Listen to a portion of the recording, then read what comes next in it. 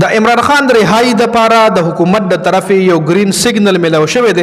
رانا ثناءالله یو پروګرام کې ناستو چې هغه کې رانا ثناءالله نه دا پوښتنه وشوه چې تاسو ولې عمران خان نه رها کوئ، تاسو ولې عمران خان په پیرول باندې رها نه کو. د قومي سلامتی کونسل اجلاس کې چې عمران خان هم ناسته کړې وه هغه پکې هم خپل سلام مشوره درکړې و نو خبه وه.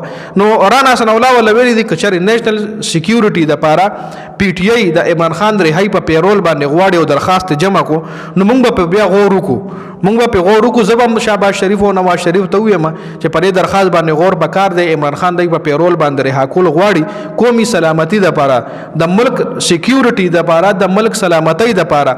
نو بیا وای موږ په هغه درخواست باندې غور وکړو.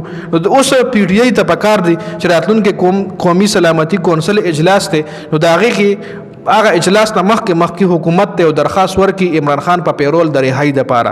نو بیا پته ولګي چې رانا ثناءالله سویل دي آیا دا حقیقت ته کنه عمران خان بدای په پیرول رها کی کنه.